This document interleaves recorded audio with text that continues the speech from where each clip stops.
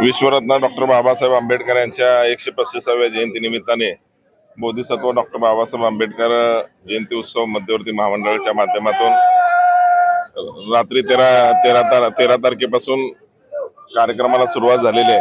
तर आजचा 14 तारखेचा दिवस डॉक्टर बाबासाहेब आंबेडकर यांच्या पूर्णाकृती पुतळ्याला या ठिकाणी शासकीय अभिवादनाबरोबर जे या ठिकाणी अशोकनगर भागातील जे हॉस्टेलवर राहणारे जे मुलं आहेत त्यांना खाऊ वाटपाचा कार्यक्रम या ठिकाणी केलेला आहे।